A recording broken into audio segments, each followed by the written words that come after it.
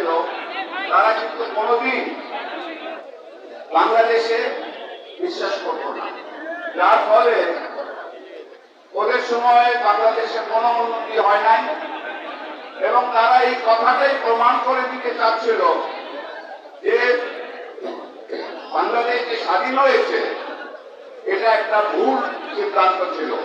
বাংলাদেশ আসলে স্বাধীন হওয়া উচিত হয় না। তারা সবসময় চেষ্টা করেছে এটাই প্রমাণ করতে এবং ক্ষমতায় থেকে তারা শুধু লুটপাট করেছে এবং জনগণ এবং বাংলাদেশ যেন উন্নয়ন করতে না পারে সেটার ব্যবস্থা করেছে। 96-তে যখন জননেত্রী শেখ হাসিনা মাননীয় প্রধানমন্ত্রী প্রথমবার প্রধানমন্ত্রী হলেন, তিনি তখন বঙ্গবন্ধু উনি যতদিন ক্ষমতায় ছিলেন সে সময় ওই কয়েক 3.5 বছর বঙ্গবন্ধু কিন্তু ক্ষমতাটা পেয়েছেন। সেই 3.5 বছরের সময় বঙ্গবন্ধু কিন্তু কিভাবে বাংলাদেশের উন্নয়ন হবে সেটার জন্য একটা প্রকল্পটা উনি প্রত্যেকটা খাতে উনি একটা প্রকল্পটা তৈরি করে দিয়েছিলেন। মাননীয়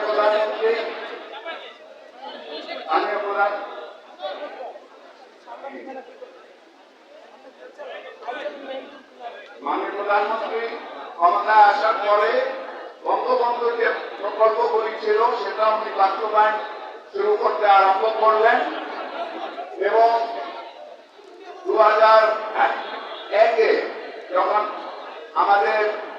ওনার প্রথম 5 বছরে দেশটা এক জায়গায় নিয়ে এসেছিলেন, 2001-এ এই যে তারা ষড়যন্ত্রকারীরা তারা আবার ষড়যন্ত্র করে আন্তর্জাতিক ভাবে কিছু দেশের সাথে তারা যোগাযোগ করে তারা আবার 2001-এ আপনারা জানেন নির্বাচনে আমাদেরকে গায়ের জোরে কিন্তু আমাদেরকে হারানো হলো এবং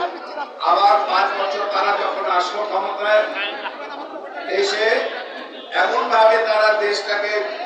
প্রথম 5 বছরে জননেত্রী শেখ হাসিনা দেশটাকে যে পর্যায়ে নিয়ে এসেছিলেন তারা এসে ওই 5 বছরে আবার যে কাজগুলি জননেত্রী শেখ হাসিনা করেছিলেন সেই কাজগুলিটাকে ধ্বংস করলেন এবং দেশটাকে আবার শুধু লুটপাট শুরু করে এমন একটা অবস্থায় নিয়ে গেল যে আবার যখন নির্বাচন আসলো তারা নির্বাচনের জন্য সব তখন আপনার জানেন 1/11 হলো এবং আমাদের 2 বছর আবার আর্মি আবার আসলো। 2009-তে প্রধানমন্ত্রী নির্বাচন হয়ে যখন আওয়ামী লীগ আবার জয় করলো এবং আবার ক্ষমতায় যখন আসলো তখন থেকে 15 বছর জননেত্রী শেখ হাসিনা বাংলাদেশটাকে যে জায়গায় নিয়ে আসলেন, যে জায়গায় আমরা যে বঙ্গবন্ধু যেটা বিশ্বাস করতেন যে আমরা দেশ যদি স্বাধীন হয় তাহলে আমরা এই জায়গায় যেতে পারবো, আমরা সোনার বাংলা হতে পারবে,